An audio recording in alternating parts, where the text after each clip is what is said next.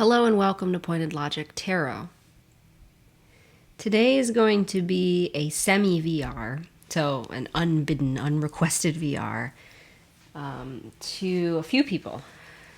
So the original tag was made last year. It was the 2024 Tarot Goals, and I wanted to revive it for 2025. I went on TarotTube and did some looking to see if anyone else had decided to film 2025 tarot goals. So the original 2024 tag was made by Tarot is Magic. And I found a few, not a ton, videos talking about goals or visioning or other hopes around tarot projects for 2025. Sweetwater Siren, Aquamarine 18 Tarot and Books, and A Riffle in Time had the videos that I found and watched. So it's a VR to those four folks. And if you, I know this is late in that it's February already, but it takes me a little while to sort of solidify what I really do want to work on. So if you want to respond with your goals for 2025 around tarot, that would be wonderful. I've split it up into a few different categories. So the first category is decks I want to study or get to know better. The second category is mods that I want to do.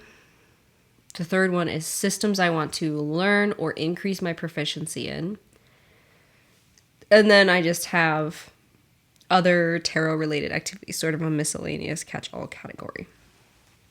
So let's start with the decks that I want to study and get to know better. I did not include on this list Kickstarter decks that I'm waiting for, although some of them I do really want to study when I get them in, just because I don't know when they'll arrive, and so how that will sort of impact when I work on them. I also want to flag that I'm not putting a ton of pressure on myself, so these are these are activities I want to get started in 2025, but they can bleed into 2026, which seems so far away, but you know it's going to catch up to us quick. So these are all things that I want to dig into this year, but not necessarily finish this year. And indeed, some of them I have already started. Okay, so decks I want to study. The first two I'm actually studying together, which it won't make sense, but bear with me. The Magic Pantry Tarot, which was a Kickstarter I got in at the end of last year, and Rustic Roots Lenormand, which is the only Lenormand deck that I have, and that's a system I've been getting more confident in and having a lot of fun learning. So the reason these are paired together is I have signed up, verbally, I guess. I have joined a tarot study group on the Saswitch Discord server, which stands for Skeptic, Atheist, Science Seeker, Witch. I encourage you to check it out. I'll put the link in the description. And that Discord server, they're doing a modified version of Drop 'em 78. Shout out to Christine for starting this study group. It's been really fun to participate in. We're still going through the Pentacles right now. But you pick a deck. So in my case, I'm picking this one that you want to study. And then you pick a deck to pair it with. And instead of another tarot deck, I decided to pair it with the Lenormand deck because through the 78 days, it is going to be repetitive for this deck a little bit because there's 36 cards. So I think it will really help me learn the system better and help with my how do these Lenormand cards do interacting with tarot in different ways since, they repeat. And this deck, because it has an extra 2 querent cards, a person card and a seeker card, is 38. So it will still repeat. I've had 1 repeat card so far. And it also matches really well, just art-wise, with this deck. And I'm not going to shuffle this one because this one is in order. So right now, today is the 10 of Pentacles, so that's sitting on my desk. But this is where we're at, and we're just going to go through Pentacles to Wands to Cups to Swords to the Majors. And then at the back are the cards I've done so far. So these go in order, but then I shuffle and draw one of these to go with it for the day. And there's a whole strategy you do where you compare the differences and the similarities between the cards and the card meanings. Then you sort of interpret what the reading would be for the two cards that you have. Yeah, and it's been really fun. It's really been a fun activity where I pull this card, I read the little guidebook entry, I then pull this card, compare them, I then read an entry about the Lenormand card. And that leads me to the next thing that I'm including in this study, which are these two books. So I'm reading this Language of Lenormand, and before I started this this Drop 78 modified study group, I was just reading straight through and doing the exercises in this. And I still plan to do the exercises in here, but right now what I'm doing is whatever card I pull, I then go and I read the entry and think about what the like keywords are for it and how that works with the tarot card. And then for this one, part 1 is a whole section I want to just sit down and read.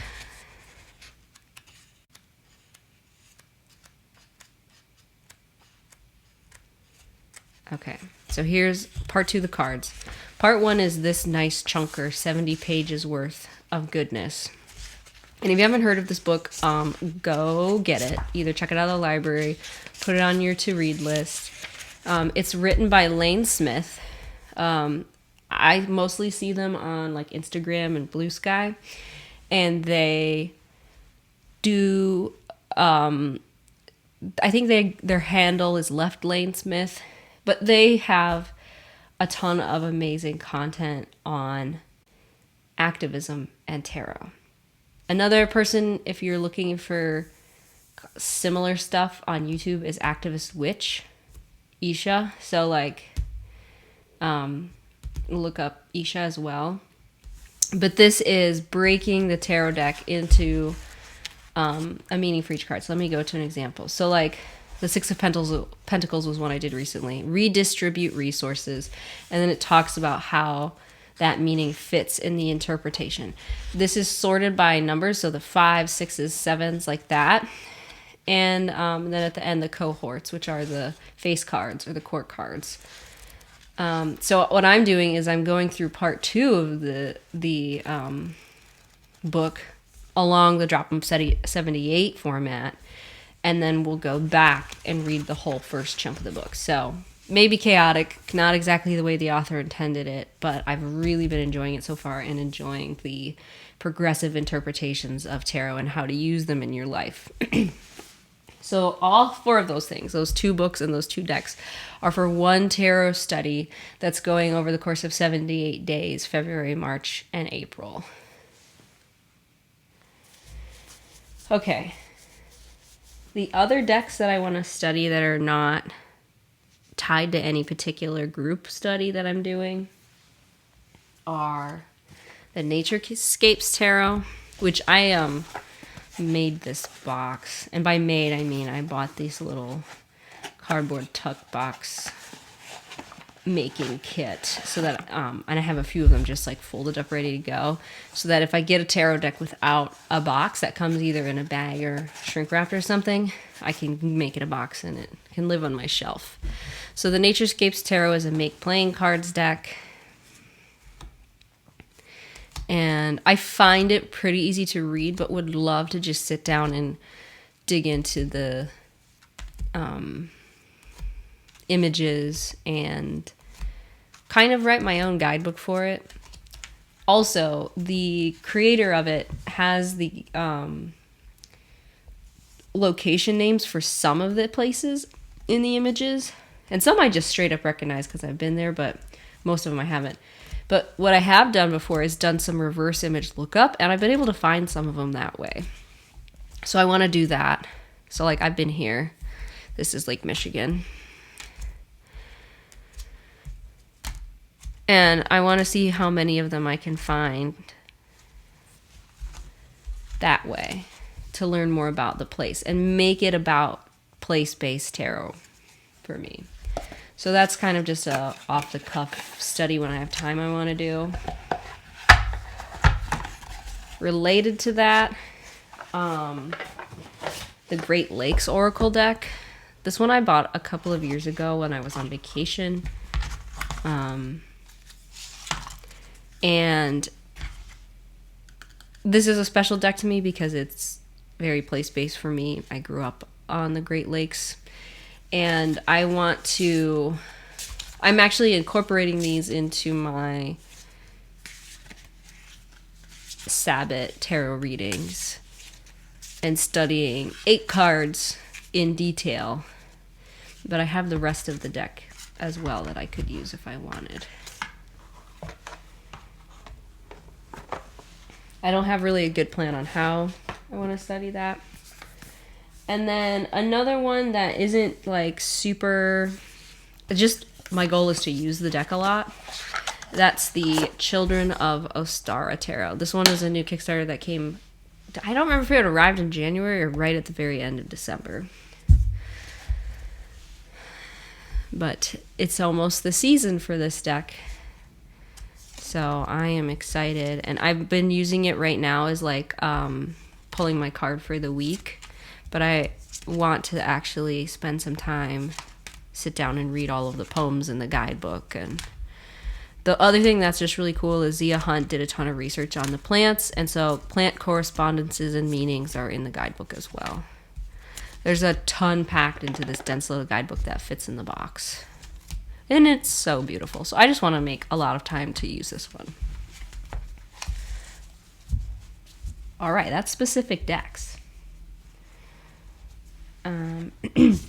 So let's move on to systems I want to learn and or increase my proficiency in. So we already talked about Lenormand, and the way I'm doing that is I'm going to start with the Drop in 78 study that I'm incorporating Lenormand in, and then when I'm finished with that, the 2 things I want to do is I want to do the rest of the exercises in that book by Erica Robinson, The Language of Lenormand. And then I also want to learn how to play the Lenormand Game of Hope, where you sort of make a grand tableau, you roll dice, you move a little character or piece across the cards like it's a game board. And I think you even bet lots. You can use like beans or whatever. I'll probably use divination coins. So I want to learn how to play that. The other system I want to get better at is playing cards. And by what I mean by that, because I've been studying playing cards for the past, how long has it been? The past 2 years, maybe. And I've mostly been doing it based on one particular book, which I did not grab, and it is slightly out of my view. But it's the Roger J. Horn book. I cannot remember the name of the book. But it's playing card divination, folklore magic, and it's a really good book. I really like the format and the interpretations and the structure of playing cards in it. But I want to like perfect my own system for reading playing cards. And I just pulled out the Usi Maroon edition of the Pagan playing cards, so I had an example to share. You can read them very much like tarot. You can read them very differently from tarot.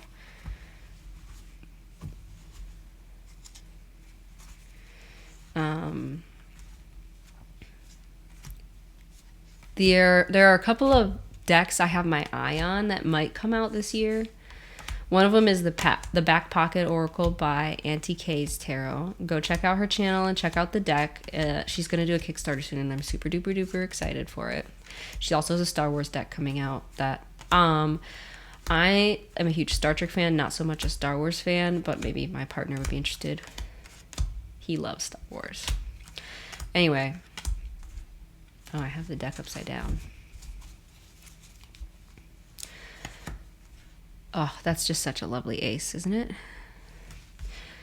Anyway, so I want to learn her system for playing card divination. And there's a couple of other systems I kind of want to compare to see if it's my jam.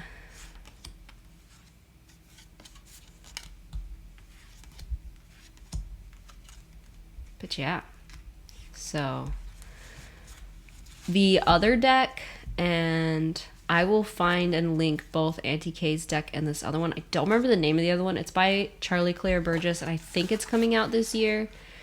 It's a playing card divination deck with the keywords on it, and it is, again, a different system. So I kind of wanted to see at least a flip through of that and think about the keywords and see if it would be sort of closely aligned or interesting to study. And sort of basically I'm gonna pull in more than just one person's system, look at the similarities, figure out what fits best for me, and then write my own set guidebook for playing card divination that I then will sort of consistently base my playing card readings off of. Related to that, and I haven't spent the time properly to show this deck on the channel yet, for a gift from my mom, I got a Hanafuda deck. Hanafuda means flower cards in Japanese. It's its own very cool, very unique set of cards. I think, oh no, am I forgetting? Is it 48 cards? I think the original deck was 48 cards. Basically, it's 12 suits because the cards are seasons and the cards show flowers. That's why they're called flower cards. This deck is really special. It's by Indian Wolf Studios. You can find them on Etsy, and I think they have their own website, and they have several different Hanafuda decks. This one is the Sensu Fusion. So it has Hanafuda cards, which typically doesn't have any, like, you just have to know what they are, right? And then also the artist added typical playing card associations on top. So you can play French suited playing card games, or you can play Hanafuda games with this. Aren't they stunning? So I haven't done a proper flip through yet. But the cards, each suit has a different plant, a different flower. And then the cards all connect to make, for each season, they connect to make an image. But I'd have to sit down and figure out how to connect them again. Because, like, these ones are the same suit, but I think the other ones in the middle are what actually connect.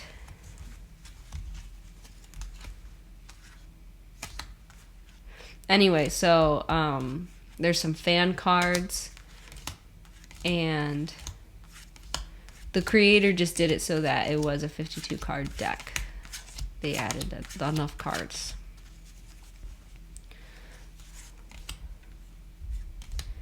Yeah, they're beautiful. They do sell Hanafuda decks without the playing card associations. And again, when I say associations, they are not, this isn't made for divination, but what I want to do is look up these flower meanings, read about the meanings and the symbolism of the seasons in the Hanafuda deck originally, because there is sort of like associations with each season, and kind of come up with how would you do divination with a playing card Hanafuda deck.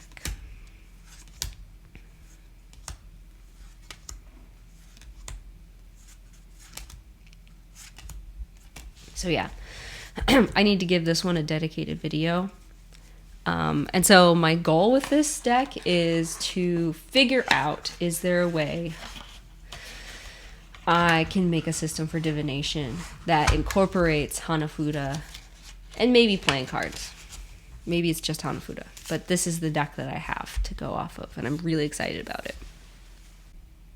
Okay, the last system that I want to learn are witches' runes. But, again, I don't do anything typical, I guess. I don't have typical witches' runes here. I have the very beautiful, very cool witches' coins from Zia Hunt, the person who did the Children of Litha Tarot, Children of Ostara Tarot, and also, oh man, what's it called? That really big tarot with sigils. I don't remember what its name is. She also made these coins. They're two-sided. So this one is the sun and moon. But, sorry, let's get a better look.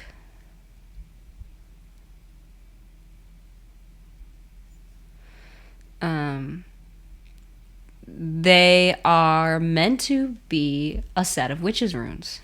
Obviously, there are fewer coins than there are runes because they're double-sided.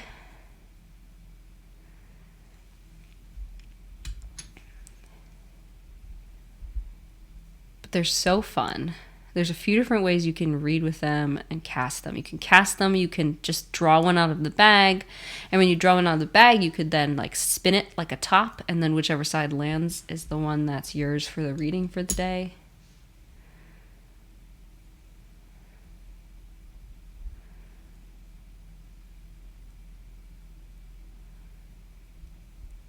You can buy a set that's all one metal.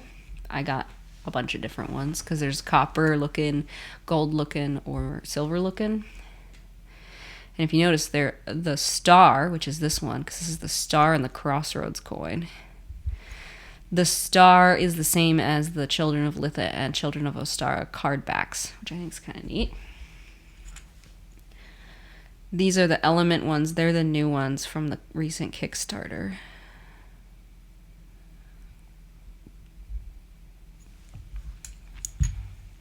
And I have a video where I unbox the Children of Ostara deck and we'll go through these. So I won't belabor it here. But Zia has on her website meanings for these. It's like a little mini write-up for each one. But I want to actually read about the witches' runes and study those. There's a couple books on my to-read list. I don't have any yet, but I'm going to try and get them from my library because you can't own all the books. There's just not enough space. And there's some things about witches' runes I don't like the male-female runes. So I'm going to, again, make the system my own. And I'm using these divination coins that are based on the runes.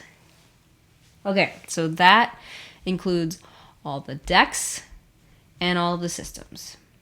All of the deck mods I want to do. So this is like one deck mod, but it's also 8 deck mods, which is why it got its own category. And y'all, I have a video that's half started and mostly filmed, and I just need to freaking finish the mods so that I can finish that video and get it posted, because the goal was to have it out last week. But it's the seasons of the witch decks. I got all of them. I had none of them, and then I got one of them, and I modified it, and I loved the mod. So then I bought all the rest of them, like a silly person. I got them mixture from Abe Books, Thrift Books, Mercari, and did I get any from eBay? No, Poshmark.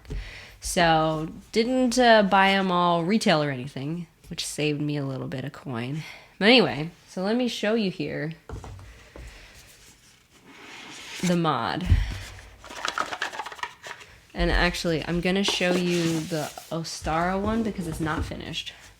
So what I'm doing is I am blacking out the little thing on the bottom, the either invocation on some of the decks or key phrase. And I'm writing keywords instead. So this one I have blacked out, but I haven't sat down and written keywords on it yet. And as you can see, in some of them, they're like, the blackout is almost invisible, and some it's quite obvious. But I have found with my experiments, because I definitely did this on just one deck and tried these decks without the mod first, to make sure I was cool with doing it. Also, it's super easy. They're all dry. I can still wipe it right off with an alcohol wipe, and it doesn't impact the cards at all. So I've been doing some experimenting, and it's fun and exciting. But yeah, so that's where I'm at with a bunch of them that I need to finish. But I have a few that are finished. So here's an example of one that's finished and what it looks like. See, so you can, if you look closely, see the blackout. But on camera and when you're just reading it on your table, it's not super intrusive, and I really am excited about it. So I'm just modifying all these to be keyword decks instead of key phrase decks. So it's 8 deck mods. I have 4 of them finished and 4 of them half finished. So I'm almost done. So that's a tarot goal for the year. And I want that goal done sooner rather than later. I did the in-bulk one as one of the first ones. So I've been using that deck since that's the season we're in. And it's been so fun. Like, they just read so smoothly with keywords instead of phrases on them. I love it. Okay. Now we're on to the final category, which is just miscellaneous tarot goals that I have for myself. One is just get more comfortable with pip tarot decks. I have 2 here as an example. I don't know if these are going to be the ones, like, I'm actually not deck studying any pip tarot. I'm just trying to make myself use more pip decks. Does that make sense? It's not spend more time with specific decks or study a certain deck. It's just reading pips. So really tuning into the numerology and the elements. Really getting comfortable with those associations in tarot and that part of my systems. Because I have always incorporated the elements pretty easily. Numerology is a little bit newer to me, but because I love playing cards, I've been really getting comfortable with it. But I do find myself still often, when I pull out a tarot, being like, oh yeah, I know what Knight of Pentacles means, or oh yeah, I know what 10 of Swords is, and just not letting the numerology sing. So yeah, I want to just use pip decks a whole lot more this year. This is the Visconti Sforza Lo Scarabeo version of the deck. It has 3 missing cards that they made, so this is one of the remade ones. But it's nearly complete. And then this one, I got this one off eBay for a real good price. This is a Fournier French tarot, Jeu de Tarot. It's for playing competitive tarot games. Here's the instructions in French. Title card. Is this in order? No, it's not. The Fool, L'Excuse. This deck is crazy because it shows scenes of French life. One looks more like posh and fancy, and one looks more like rustic and country living. But I don't know if it's city and country or like bourgeoisie and your average citizen or what. I have no idea how to read these trump cards. But back to this fun book, Studying the Acts of Liberation. Instead of having a major section and then minors by the number, the majors are rolled in here with the numbers too. Let's find an example. So in the 2s, we've got the High Priestess. We've got Justice. So it's how you it's when you take, what is it called when you do it in numerology? Reduce it. It doesn't make any real math sense, but I think it's called when you reduce it. So when you reduce Justice down, it becomes 2. And when you reduce Judgment down, it becomes 2. So the High Priestess, Justice, and Judgment are all in the 2s. So I'm like, okay, I take this and learn about sort of the numerology of the majors. Maybe that's how I read this deck. So again, pip decks, but this is like pip to another level. And then here's what the pips look like. And then let me show you the quartz because they're hilarious. They literally all look like the same person. Well, all of the men, the manly courts, they all have just like the same white pointy beard guy. Okay, almost all the kings have like 2 points on their beard. That one doesn't. And then here's the queens.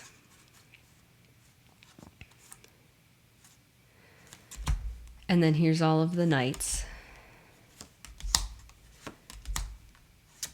And then here's the pages. And they look at them, it's like the same guy. Hello. So valet, cavalier, dame, and reign. But yeah, so this is very Pip. But it's cool. It's a fun size. It's got some really cool historic significance. I promise, one of the other tarot goals I have, because I have some tarot video goals, but don't really want to talk about them too much here because I don't want to, spoil it. But one of the things I will, spoiler alert, is I am excited to do a historical tarot video soon, but I am waiting on a Kickstarter deck that has been sadly delayed twice. And I cannot make that video until I have that as an example, because it is the exciting Mamluk deck. Okay, so Pip decks. That's one of my goals. Just read Pip decks. Do more Pips. When I do that, I mean, I want to do real Pippy Pips like these. I want to do slightly more scenic Pips, or like Pips with feelings, like the Lighted Window Tarot, for example. Yeah. Okay. And then I don't think I have a visual for this one. Okay. I have one more visual thing. I have this very adorable captain's log that I got as a gift from one of my siblings. And it's just like a little captain-y notebook where you do your captain's log and your supplemental. And it also has warp speed conversions and a Federation timeline. So live long and prosper, everybody. But I am using it to make a physical tarot spread book. I got this idea from Coyote Tarot, I think. I'll link her channel. And I'm printing them with my little Canon Ivy printer. Aren't they cute? So one of my goals this year is to do more in-person tarot readings. And by that I mean sell them, because I have an online tarot shop. It's linked in my description. It's linked in my channel profile. It's a Ko-fi where you can either order snail mail readings that I mail to you. You can commission a video reading on a specific topic, or you can schedule a virtual session where we talk over FaceTime or Zoom. I want to do some more in-person tarot reading. I don't know how I'm going to accomplish that, but I'm going to do it. And one of the things I will use is my little spread book. So if the querent doesn't really know what they want to talk about or have a question or they need some ideas, I can hand them this and they can flip through it. So I want to finish filling this in. I want to play more tarot solitaire games. I have some that I've played on... Did I only do one? I think I maybe only put one on the channel. But I have just some on my list that I just haven't sat down and learned how to play yet. And then the final goal is to bond with in-person tarot friends. So, if anybody wants to bond with me in person, ideally in the Pennsylvania area, but not necessarily, what's Pennsylvania? Kind of a mid-sized state. So, but I'll come to a tarot meetup if anyone hosts one. Maybe I'll work on getting one together. I've also made some good tarot friends, again, through the Sasquatch Discord server. And some of them have talked about taking trips to the Northeast and or they live near-ish, and maybe we would do an in-person tarot friend meetup. So yeah, that's something I'm hoping to do more of. There's also a couple of metaphysical stores and groups in my area, and so I might want to just connect and see if any of them are really into tarot and maybe make some in-person tarot friends. So what do you all think? Is that too many goals? Let me stack some of these in for volume's sake here, just so we have a visual representation of all of my tarot goals and activities that I want to accomplish.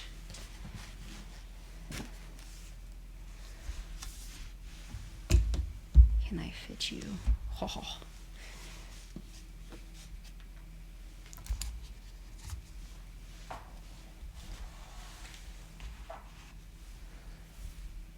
And there's many more. There's more decks that don't fit in the image here. Because I'm ridiculous, I'm going to try and fit this one, and then I'll put this one here. So yeah, I have a lot of tarot goals for the year, and that might all get thrown out the window with life lifing at me. I have, like, obviously a life, mostly my life is outside of tarot. This is one of my hobbies, but I have a family and pets and a garden and work and all other sorts of other things that I'm getting into. But when I make time for tarot, these are going to be the things I focus on. So I hope you enjoyed. Please put in the comments your tarot goals for the year, or if you'd like to VR, use the hashtag. I don't remember if it's Tarot Goals 2025 or 2025 Tarot Goals. I think it's Tarot Goals 2025, but I'll put it on the screen, and obviously it'll be in the title. And I'd love if you have a channel to VR, or share in the comments what you plan to do this year. And I hope everybody does have a wonderful 2025 and a wonderful time doing tarot. Thanks so much. Take care.